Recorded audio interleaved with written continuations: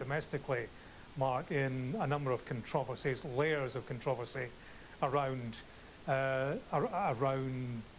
social distancing, his knowledge of coronavirus, his private knowledge of the danger, which he didn't make public 6 months ago. That's dominating the news agenda here at the moment, and it is worth making the point that he's on the South Lawn, he's very close to the three men beside him, there is an audience of several hundred, they are not socially distanced, they're not wearing face coverings either. So, you know, Donald Trump has a habit of doing this, and his critics have a habit of accusing him of being in danger of conducting super spreading events, the like of which they will see in this gathering on the White House South Lawn. So that would be the COVID-19 footnote to this, but in terms of the broader political and historical significance, those four men sitting there certainly say this is huge. Yep, Donald Trump hailing this as a significant, highly significant deal. He's also called it a peace deal, but it does not involve the Palestinians. Mark Stone in Jerusalem. So how will this be, how will it go down with Israelis and Palestinians? Well, I can tell you that down in Tel Aviv this evening, the city hall is lit up with the flags of the countries that you can see represented there.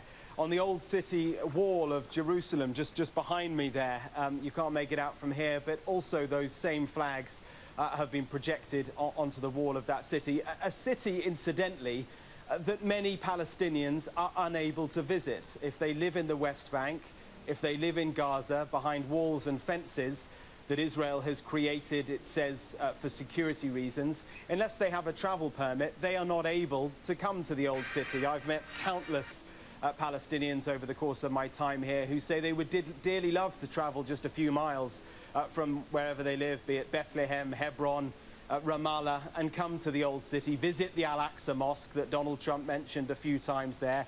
He mentioned it because, as a part of this deal, it will be possible for citizens of the United Arab Emirates and Bahrain to fly here on direct flights, come and visit the third holiest site in Islam. But the people who live much closer to here, the Palestinians, will not be able to visit that site unless, as I say, they have complex travel permits which allow them to come into Israel following extensive security checks. So a snapshot there of the differing views.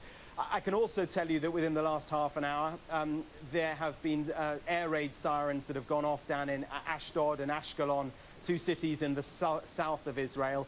Air raid sirens that have gone off because rockets have been fired from Gaza. Now, it's worth stressing that there are two separate Palestinian entities at play here. There is the Palestinian Authority, who control the West Bank. There you never see rockets flying across that border. The Palestinian Authority has chosen what it describes as its own peaceful path to try and find a two-state solution. Down in Gaza, where the president is about to make an appearance on the South Lawn and announce a deal with Bahrain and the United Arab Emirates. Let's have a listen in.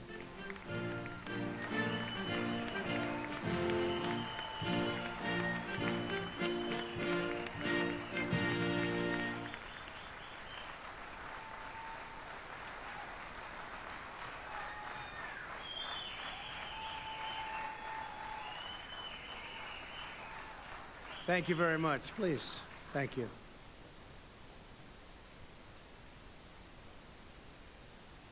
The First Lady and I are honored to welcome to the White House Prime Minister Netanyahu of Israel and Mrs. Netanyahu. Thank you so much. Thank you, Sarah. And Foreign Minister Abdullah bin Zayed, United Arab Emirates, UAE. Thank you very much. And Foreign Minister Abdulaziz Al-Zani of Bahrain. Thank you. Thank you very much. We're here this afternoon to change the course of history. After decades of division and conflict, we mark the dawn of a new Middle East. Thanks to the great courage of the leaders of these three countries, we take a major stride toward a future in which people of all faiths and backgrounds live together in peace and prosperity. In a few moments, these visionary leaders will sign the first two peace deals between Israel and the Arab state in more than a quarter century.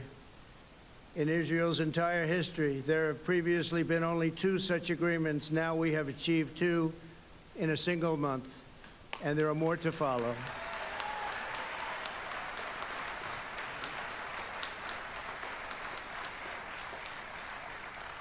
Israel, the United Arab Emirates, and Bahrain will establish embassies, exchange ambassadors, and begin the cooperate and work together so strongly to cooperate as partners across the broad range of sectors, from tourism to trade and healthcare to security. They're going to work together. They are friends. The Abraham Accords also opened the door for Muslims around the world to visit the historic sites in Israel and to peacefully pray at Al-Aqsa Mosque in Jerusalem, the third holiest site in Islam.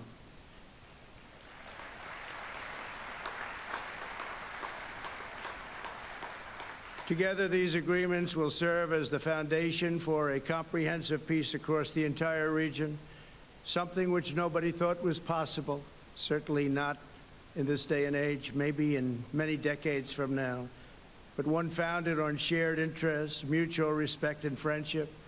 To our honored guests from Israel, the United Arab Emirates, and Bahrain, congratulations on this outstanding achievement. Congratulations. Fantastic.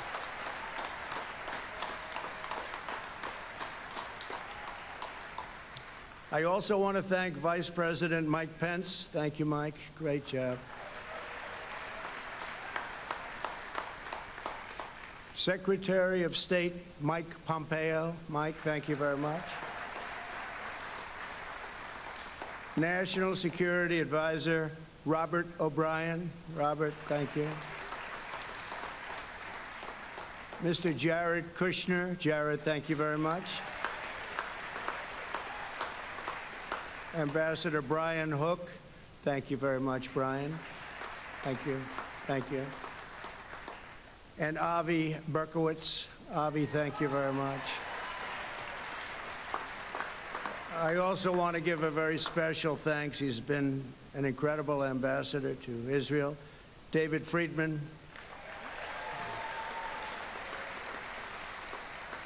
That's a very great group of people, great group of patriots. They wanted this to happen so badly. They worked so hard. And again, nobody thought it could happen, and they thought it could happen. They never even doubted it. So I want to thank you all very much. Thank you. For generations, the people of the Middle East have been held back by old conflicts, hostilities, lies, treacheries. So many things held them back. Actually, lies that the Jews and Arabs were enemies and that Al-Aqsa Mosque was under attack. Constantly, they would say it was under attack. These lies passed down from generation to generation, fueled a vicious cycle of terror and violence that spread across the region and all over the world. These agreements prove that the nations of the region are breaking free from the failed approaches of the past. Today's signing sets history on a new course, and there will be other countries very, very soon that will follow these great leaders.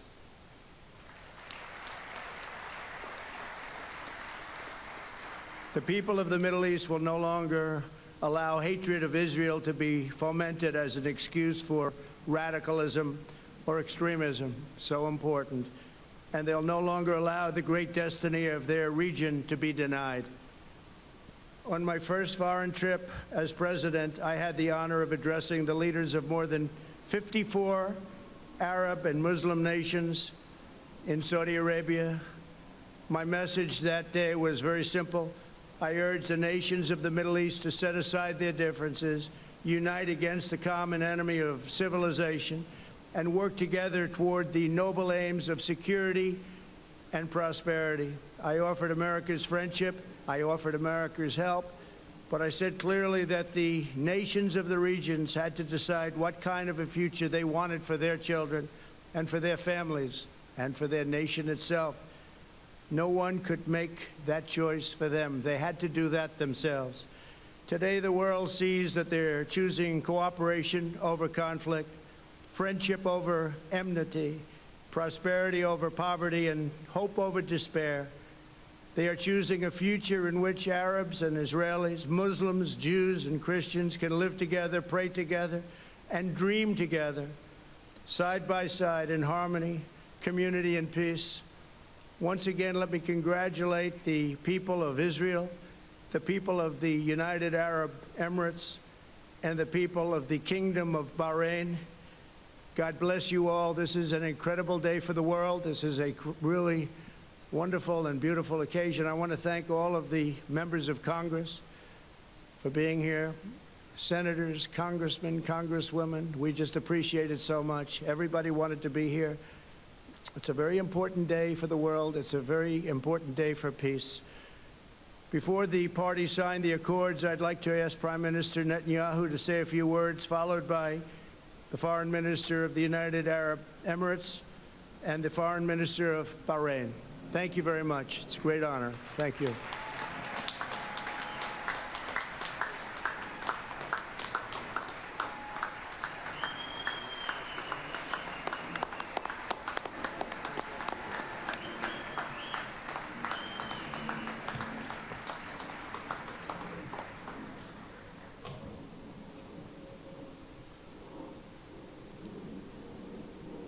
Our dear friend, President Trump, First Lady Melania Trump, thank you for hosting me, my wife Sarah, and our entire delegation on this historic day. I want to recognize Vice President Pence, Secretary Pompeo, National Security Advisor O'Brien, and other cabinet members, Jared Kushner, Avi Berkowitz, Ambassador Friedman, and other members of the President's able peace team, senators, members of Congress, Israeli Ambassador Ron Dermer, his Emirate and Bahraini counterparts, as well as all the dignitaries gathered here on this sunny day. I want to also express my gratitude for all the Israelis who've worked for years, sometimes in less sunny climes, to bring this date, and I thank each and every one of you. Thank you.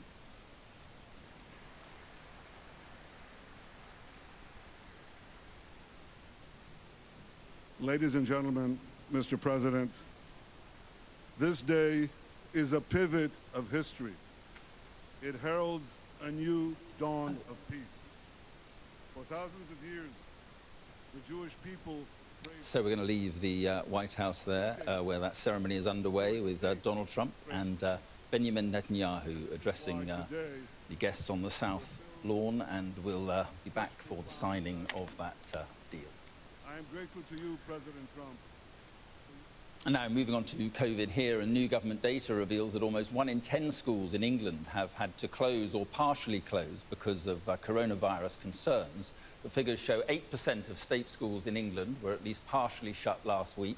More than 1,600 schools are affected. On this historic day, I want to recognize Vice President Pence, Secretary Pompeo, National Security Advisor O'Brien, and other cabinet members, Jared Kushner, Avi Berkowitz, Ambassador Friedman, and other members of the President's able peace team, senators, members of Congress, Israeli Ambassador Ron Dermer, his Emirate and Bahraini counterparts, as well as all the dignitaries gathered here on this sunny day. I want to also express my gratitude for all the Israelis who worked for years, sometimes in less sunny climes, to bring this day, and I thank each and every one of you. Thank you.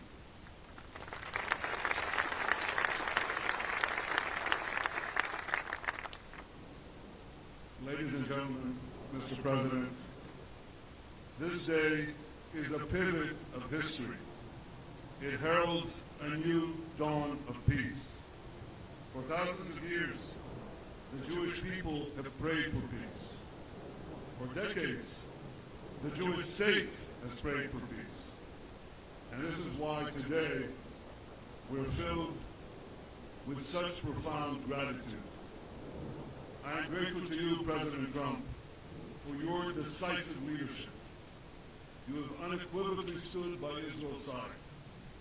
You have boldly confronted the tyrants of Tehran. You've proposed a realistic vision for peace between Israel and the Palestinians. And you have successfully brokered the historic peace that we are signing today, a peace that has broad support in Israel, in America, in the Middle East, indeed in the entire world.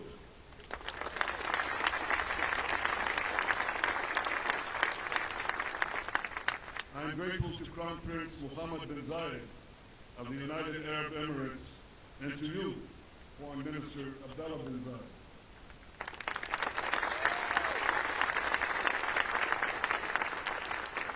I thank you both for your wise leadership and for working with the United States and Israel to expand the circle of peace. I am grateful to King Hamad of Bahrain and to you, Foreign Minister Abdul Latif Al-Zayani, for joining us in bringing hope to all the children of Abraham.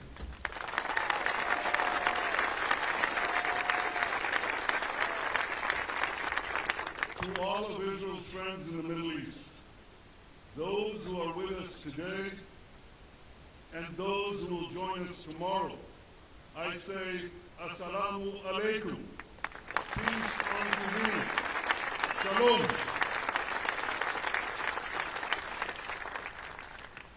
And you've heard from the President that he is already lining up more and more countries.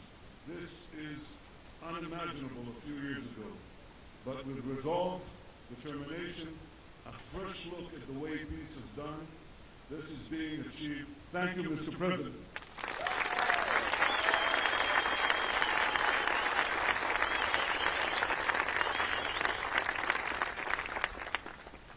Ladies and gentlemen, the people of Israel well know the price of war. I know the price of war. I was wounded in battle. A fellow soldier, a very close friend of mine, died in my arms. My brother Yoni lost his life while leading his soldiers to rescue hostages held by terrorists at Entebbe. My parents' grief over the loss of Yoni was unrelieved until their dying day.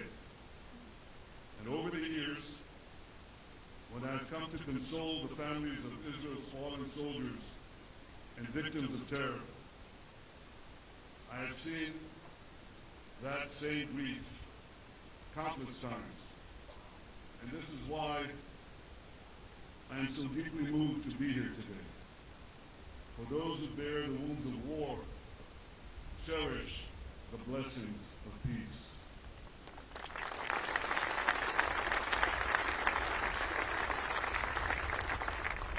And the blessings of the peace we make today will be enormous.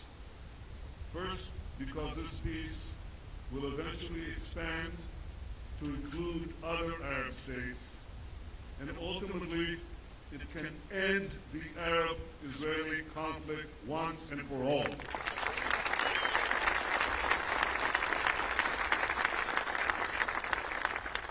Second, because the great economic benefits of our partnership will be felt throughout our region, and they will reach every one of our citizens.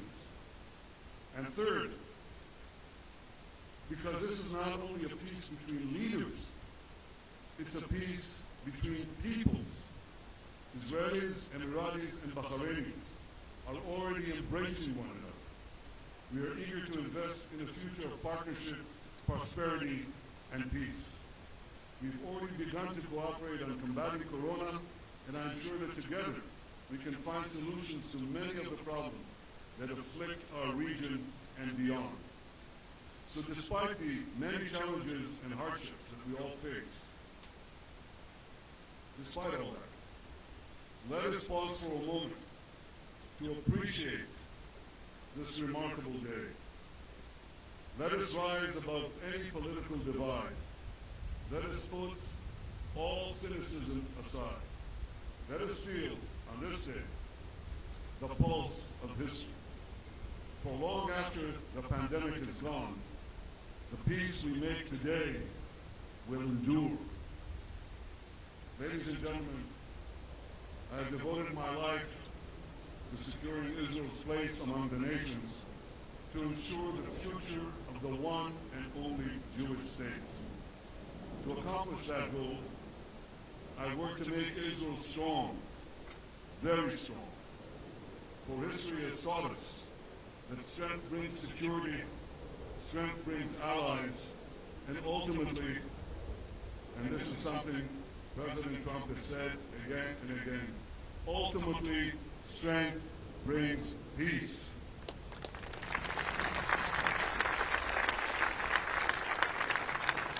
King David expressed this basic truth thousands of years ago in our eternal capital, Jerusalem. His prayer, immortalized in the book of Psalms in the Bible, echoes from our glorious past and guides us towards a brilliant future. Adonai oz le'amo yiten, Adonai yevarech et amo b'shalom. May God give strength to his people. May God bless his people with peace. Mr. President, distinguished guests, this week is Rosh Hashanah, the Jewish New Year. And what a blessing we bring to this new year. A blessing of friendship, a blessing of hope, a blessing of peace. Thank you.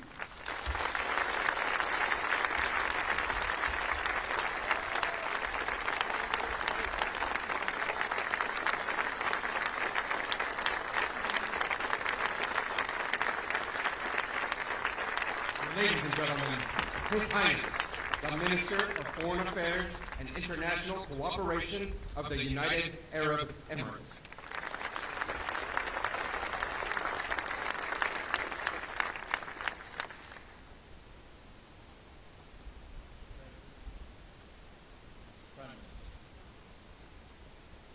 And my friend Abdul Zayan, distinguished guests, Assalamu alaikum wa rahmatullahi wa barakatuh.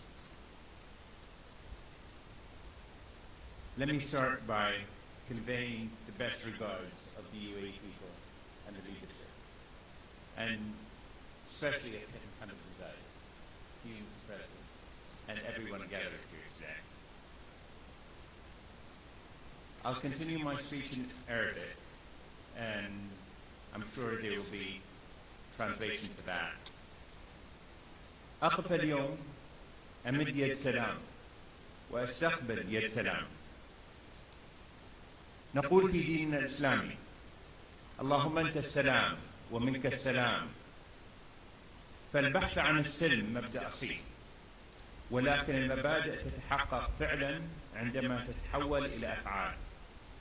وها نحن. I stand here today to extend a hand of peace and receive a hand of peace.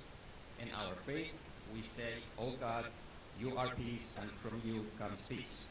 The search for peace is an innate principle, yet principles are effectively realized when they are transformed into action. Today, we are already witnessing a change in the heart of the Middle East, a change that will send hope around the world.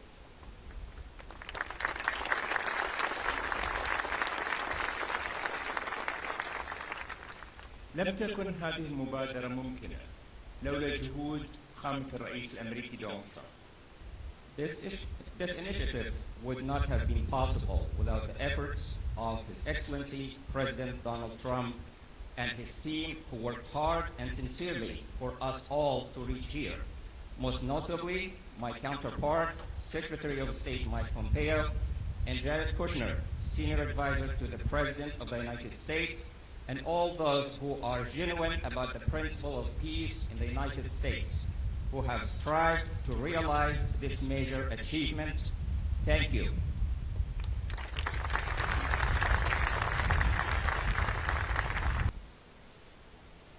Your Excellency, Prime Minister Benjamin Netanyahu, Prime Minister of the State of Israel, thank you for choosing peace and for halting the annexation of Palestinian territories, a decision that reinforces our shared will to achieve a better future for generations to come. سادة الحضور، نشهد اليوم فكرا جديدا سيخلق مسارا أفضل لمنطقة الشرق الأوسط، فمعاهدة السلام هذه تعد إنجازا تاريخيا لكل من الولايات المتحدة الأمريكية ودولة إسرائيل ودولة الإمارات. لن يتوقف أثرها الإيجابي، بل إننا نؤمن بأن ثمارها ستنعكس على المنطقة بأثرها، فكل خيار غير السلام سيعني دمار وفقر ومعاناة إنسانية. إن هذه الرؤية الجديدة التي بدأت تتشكل باجتماعنا اليوم لمستقبل منطقة مليئة بالطاقات الشابة ليست شعارا نرفعه من أجل مكاسب سياسية، فالجميع يتطلع إلى خلق مستقبل أكثر استقرار وازدهار. Ladies and gentlemen, we are witnessing today a new trend that will create a better path for the Middle East. This peace accord, which is a historic achievement for the United States of America, the State of Israel, and the United Arab Emirates, will continue to have a positive impact, as we believe that its reverberations will be reflected on the entire region. Every option other than peace would signify destruction, poverty, and human suffering. This new vision, which is beginning to take shape as we meet today for the future of the region, full of youthful energy, is not a slogan that we raise for political gain, as everyone looks forward to creating a more stable, prosperous, and secure future.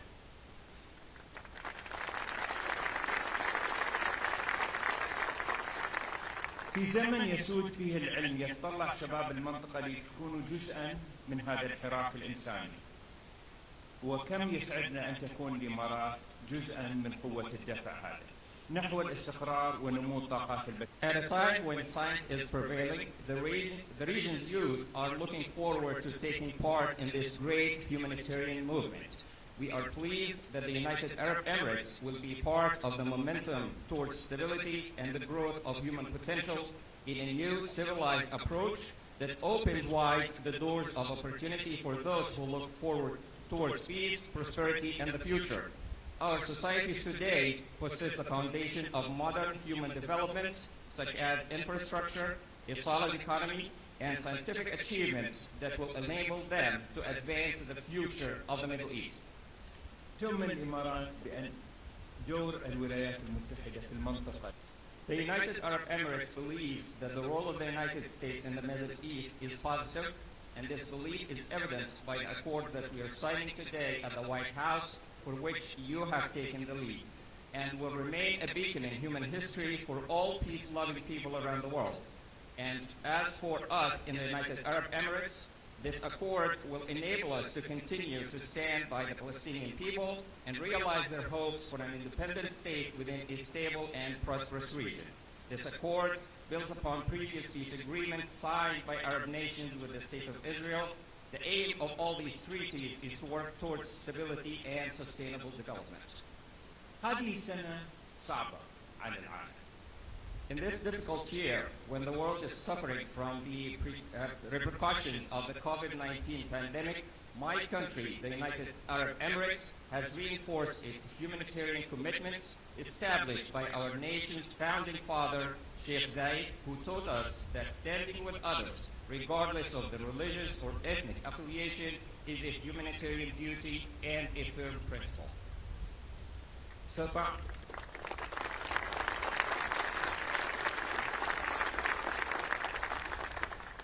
استطاعت بلدي أيضا، وبعد أن أرسلت الإمارات رائد الفضاء فزاع المنصوري العام الماضي إلى محطة الفضاء الدولية وأطلقت محطة. During this difficult time, the United Arab Emirates, my country, was able to launch a probe to Mars. The Hope probe indeed represents hope that our region is capable of advancement and progress if governments and people embrace science. After the United Arab Emirates sent astronaut Hazza al-Mansouri last year as the first Arab astronaut to reach the International Space Station and launch a peaceful nuclear power plant, this accord opens up prospects for a comprehensive peace in the region. سادة الحضور، إن السلام يحتاج إلى الشجاعة. Ladies and gentlemen, peace requires courage, and shaping the future requires knowledge. The advancement of nations requires sincerity and persistence. We have come today to tell the world that this is our approach and that peace is our guiding principle. Those who begin things in the right way will reap bright achievements with the grace of God. Thank you.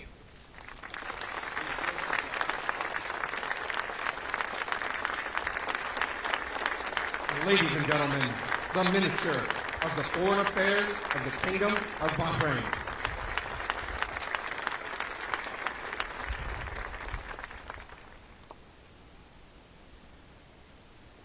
Mr. President, First Lady, Prime Minister, Your Highness, ladies and gentlemen, good afternoon. Today is a truly historic occasion, a moment of hope and opportunity for all the peoples of the Middle East, and in particular for the millions in our younger generations. The declaration supporting peace between the Kingdom of Bahrain and the State of Israel is an historic step on the road to genuine and lasting peace, security and prosperity across the region, and for all who live there, regardless of religion, sect, ethnicity, or ideology.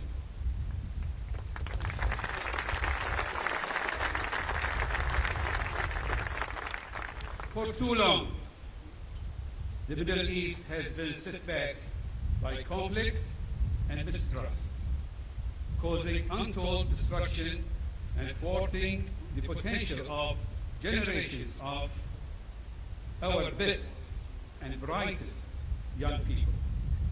Now, I'm convinced we have the opportunity to change that. Today's declaration was made possible by the vision, courage, and commitment of His Majesty King Hamad bin Isa Al Khalifa, who, supported by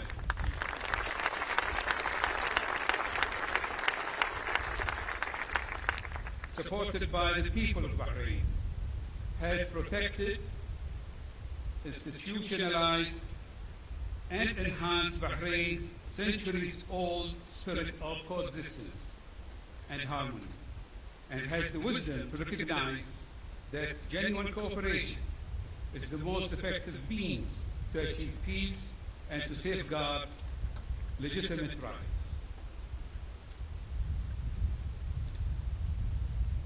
Thank you, Your Majesty, for this vision of peace for the region based on trust, respect, and understanding between all faiths, races, and nations.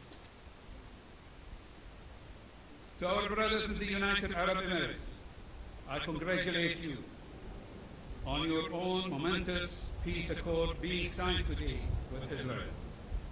His Highness Sheikh Mohammed bin Zayed has shown great leadership and foresight to make peace possible and secure a brighter future for our region.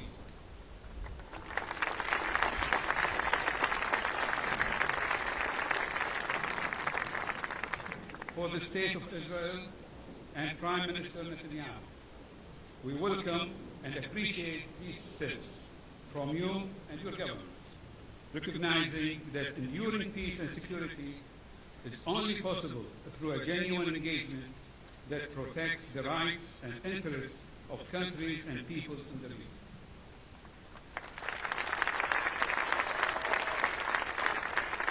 In particular, I want to express my deep appreciation to President Donald Trump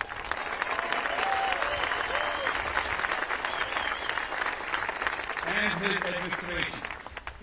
Mr. President, your statesmanship and tireless efforts have brought us here today and made peace a reality.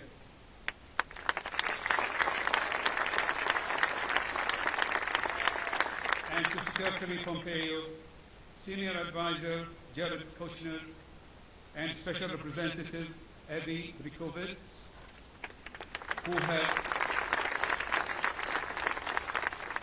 and others, many others, who have carried out their mandates with dedication and skill.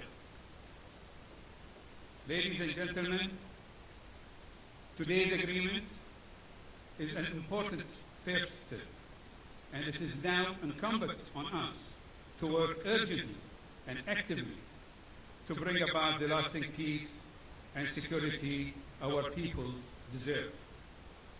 A just, comprehensive, and enduring two-state solution to the Palestinian-Israeli conflict will be the foundation, the bedrock of such peace. We have shown today